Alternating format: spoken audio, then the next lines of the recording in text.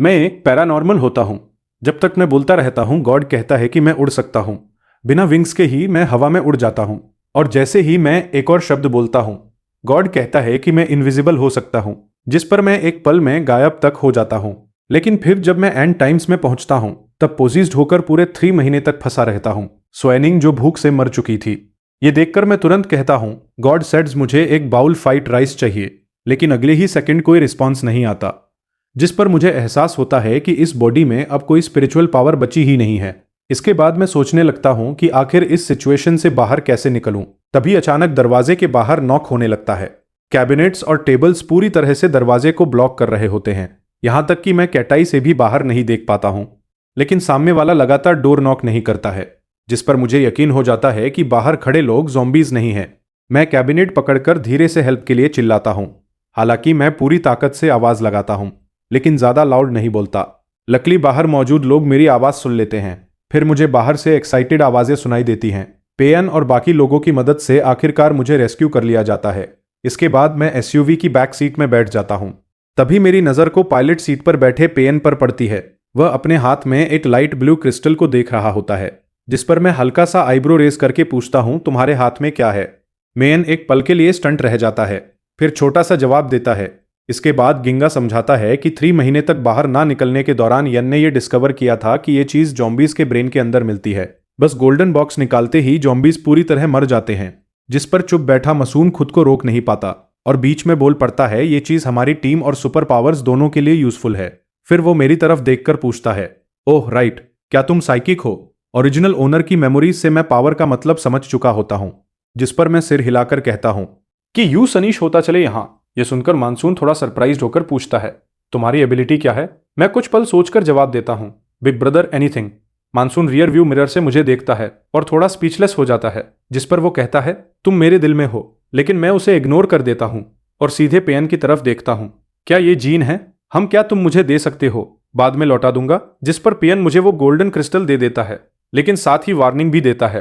हालांकि एनर्जी इस golden river से अब्सॉर्ब की जा सकती है, लेकिन इसके अंदर वायरस भी मिक्स होता है। अगर इसे अब्सॉर्ब करना है तो पहले वायरस हटाना पड़ेगा, नहीं तो। लेकिन वो अपनी बात पूरी भी नहीं कर पाता, क्योंकि अगले ही पल मेरे हाथ में मौजूद गोल्डन बॉक्स ग्रे स्टोन में बदल जाता है। ये देखकर पियन अचानक शॉक्ड हो जाता है। तुम ठीक हो? या राइची अब्सॉर्ब करते ही मेरी थोड़ी स्ट्रेंथ वापस लौट आती है। जिस पर मैं वेरिफिकेशन के लिए अपनी पाम आगे बढ़ाता हूँ। फिर धीरे से गॉड से विस्पर करता हूँ, मुझे बटरबन चाहिए। यह सुनकर पियन कंफ्यूज होकर भौहे से कोड़ता है। उसे लगता है कि शायद मैं मेंटली इल हूं। वो मसून को कार रोकने के लिए बोलने ही वाला होता है, तभी अगले ही सेकंड सच में मेरी पाम में बटर बन अपीयर हो जाता है। जिस पर एसयूवी अचानक ब्रेक मारती है। मैं आगे की तरफ झटका खा जाता हूं। लकीली मेरा हाथ फोरहेड को कवर कर लेता है, लेकिन ब्रेड पूरी तरह दब जाता है और उसके अंदर की क्रीम बाहर निकल आती है। मैं नाराज होकर मसून की तरफ देखता हूं, जिस पर वो ऑकवर्ड स्माइल के साथ कहता है, हाय हाय लिटिल सिस्टर, ये ब्रेड कहां से आया? क्या तुम स्पेस पावर यूजर हो? लेकिन मैं उसे इग्नोर करके सिर नीचे कर ब्रेड खाने लगता हूं। दूसरी तरफ पेयन अभी भी पहले वाली बात के बारे में सोच रहा होता है। तुमने अभी नेट न्यूक्लियर एनर्जी एब्जॉर्ब की, क्या वो कन्वर्ट हो गई? मैं कैजुअली जवाब देता हूं, वेल, उस एसेंस बॉक्स में राइची के अलावा बहुत इंप्यूरिटीज थी। ट्रांसफॉर्मेशन के बारे में नहीं पता, मैंने तो बस एनर्जी एब्जॉर्ब की।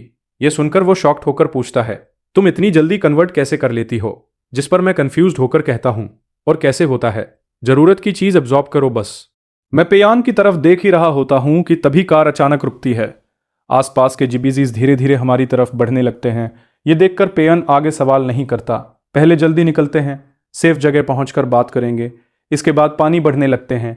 ये देखकर पेयन आगे सवाल नहीं करता, पहले जल्दी निकलते हैं, सेफ जगह पहुंचकर बात करेंगे।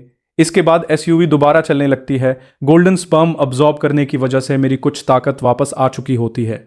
साथ ही पैन से मुझे एंड टाइम्स की सिचुएशन के बारे में भी पता चलता है। दुनिया खत्म हुए पूरे 3 महीने हो चुके होते हैं। सोशल ऑर्डर पूरी तरह कोलैप्स हो चुका है और अब ये लोग सर्वाइवर बेस तक पहुंचने की कोशिश कर रहे होते हैं ताकि दुनिया को बचाया जा सके।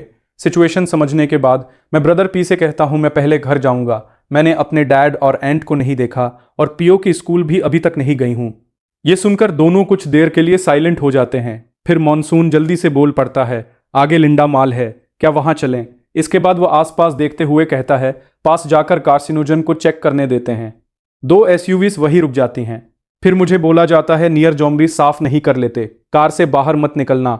और ऑब्वियसली मैं बाहर नहीं निकलती, क्योंकि अभी मेरे पास ज्यादा स्ट्रेंथ नहीं होती। अगर नीचे गई तो बस सबका बोझ बनूंगी। सड़क पर बहुत ज्यादा ज़ॉम्बीज नहीं होते। जब तक बाकी लोग उन्हें खत्म करते हैं, मेरी नज़र उन गोल्डन बॉक्सेस पर पड़ती है जो वे ज़ॉम्बीज के ब्रेन से निकाल रहे होते हैं। ये देखकर मेरी आंखें चमक उठती है, जिस पर मैं तुरंत कार से नीचे उतर जाती हूँ।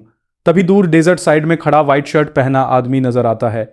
जेट पेयान की तरफ देखकर सिर हिलाता है। यहाँ आसपास डेंजर नहीं होना चाहिए, लेकिन मॉल थोड़ा दूर है, अंदर जाकर फील करना पड़ेगा। इसके बाद पेयन क्लीन टॉवल से गोल्डन बॉक्स साफ करने लगता है। फिर वो मुझे देखकर कहता है, ये लो, और फ्री हैंड से बाकी मेंबर्स को इंट्रोड्यूस करवाता है। शिंजी को पहले देखा है ना?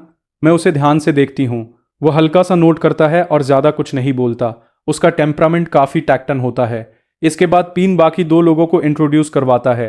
उनमें से एक का नाम सु यानान होता है, जो पीन की क्लोज फ्रेंड होती है, जबकि दूसरा सुचिंग कलर होता है, जो सन यानान का फियांस है।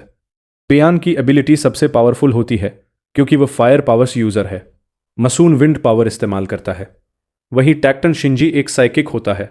वाटर जैसी जेंटल दिखने वाली सुयान स्पेशल साइकिक निकलती है, और प्राउड दिखने वाला सुचिंग कलर वाटर पावर्ड पर्सन होता है। पेयान और शिंजी को छोड़कर बाकी सब सेकंड लेवल मेटा ह्यूमंस होते हैं। बाकी लोग अभी भी गीज के साथ स्टे कर रहे होते हैं। इसके बाद ग्रुप जॉम्बीज के ब्रेन नेज एक गोल्डन रिवर निकालने के बाद मॉल की तरफ बढ़ता है। हालांकि मॉल अभी भी 50 से 60 मीटर दूर होता है, लेकिन ब्रोकन ग्लास विंडो से अंदर घूमते स्टिफ जॉम्बीज साफ दिखाई देते हैं। ध्यान देने वाली बात यह होती है कि सिर्फ ह्यूमंस ही इवॉल्व नहीं करते, जॉम्बीज भी इवॉल्व होते रहते हैं। मॉल के अंदर एंटर करते ही पता चलता है कि वहां डोज में जॉम्बीज मौजूद हैं। हालांकि ये लोअर फ्लोर्स के जॉम्बीज होते हैं, जिस पर पेयान और बाकी लोग ज्यादा वरिड नहीं होते, क्योंकि ये जॉम्बीज काफी स्लो होते हैं। धीरे धीरे साफ करके इन्हें खत्म किया जा सकता है। असल टारगेट बेसमेंट फ्लोर का बड़ा सुपरमार्केट होता है। अगर अलकड़ा ना होता तो वहां से निकलना लगभग इम्पॉसिबल होता। यह सुनकर सबकी नजरें एक साथ शानजी पर टिक जाती हैं। वह हल्का सा आंखें बंद करता है और अगले ही पल उसकी साइकिक पावर्स पूरे फर्स्ट फ्लोर में फैल जाती है। कुछ देर बाद मिलिट्री डॉक्टर का चेहरा धीरे धीरे सफेद पड़ने लगता है। उसके फोरहेड से ब्लड और स्वेट निकलने लगता है। फिर वो आंखें खोलता है। उसका एक्सप्रेशन काफी सीरियस होता है। मैं बस इतना कह सकता हूं, बहुत ज्यादा है। कितना ये फील नहीं कर पा रहा, लेकिन हमारी करंट स्ट्रेंथ से इतना कहकर वो सिर हिला देता है। आगे के शब्द उसके मुंह से निकलते ही नहीं, लेकिन ये सुनकर भी पीन ज्यादा सरप्राइज नहीं होता, क्योंकि नाइट्स आने से पहले ही वे मेंटली प्रिपेयर्ड होते हैं। इसके बाद मसून 4th फ्लोर की तरफ इशारा करके कहता है, मुझे याद है, वहां फूड स्नैक्स स्ट्रीट है, क्यों ना ऊपर जाकर देखें। लेकिन सन तुरंत प्रपोजल रिजेक्ट कर देता है। स्नैक स्ट्रीट का सामान ज्यादा दिन टिकेगा नहीं, और अंदर अभी भी काफी ज़ॉम्बीज हैं, हमें मूव करना चाहिए। इसके बाद वो आगे कहता है, पहले फ्लोर से कुछ क्लॉथ्स ढूंढते हैं, फिर किसी सेफ और सिक्लूडेड जगह जाकर सैंड रूम के लिए ज्यादा सामान कलेक्ट करेंगे, नहीं तो अगली बार सप्लाई वाली जगह मिलने पर हमें सब छोड़ना पड़ेगा। व्यान की बात पर कोई ऑब्जेक्शन नहीं करता, जिस पर पूरा ग्रुप और भी ज्यादा साइलेंट हो जाता है।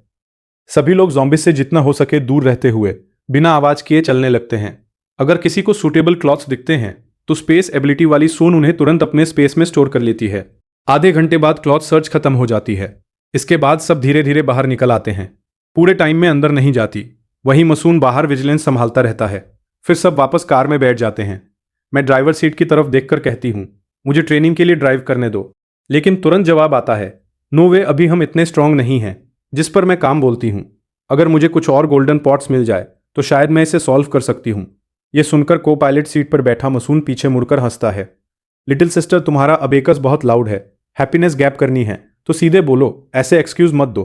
मैं हल्की स्माइल के साथ जवाब देती हूँ, तुम लोग मुझ में इन्वेस्ट कर सकते हो, मेरी एबिलिटी बहुत पावरफुल है, स्पेस पावर्स। लेकिन मसून को इससे कोई फर्क नहीं पड़ता। वो हाथ हिलाते हुए कहता है, एक्सटेंडिंग भी तो स्पेस लाइन ही है। जिस पर मैं चुप हो जाती हूँ। इसके बाद पिन कार ड्राइव करते हुए रियर व्यू मिरर से मेरी तरफ देखता है। फिर कहता है, देख रही हो ना, टीम में कंट्रीब्यूशन देना पड़ता है। अपोकलिप्स में सरवाइव करना है तो बेकार लोग जिंदा नहीं रह पाते। इन्वेस्टमेंट का मतलब समझती हो। मैं हाथ बांधकर बैठ जाती हूँ। तभी प्यादान एक हाथ से स्टीयरिंग व्हील पकड़ता है, जबकि दूसरा हाथ ट्राउज पॉकेट में डालकर कुछ गोल्डन बॉक्सेस निकालता है। फिर उन्हें पीछे मेरी तरफ फेंक देता है, जिस पर मैं उन्हें परफेक्टली कैच कर लेती हूँ।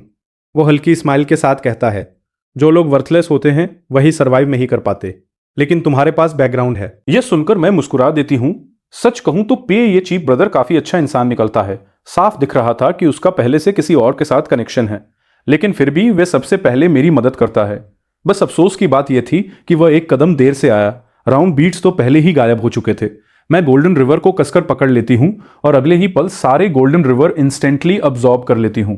यह देखकर मसून साइड से गाली देते हुए बोल पड़ता है, इसे दोबारा देखने पर भी अनबिलीवेबल लगता है।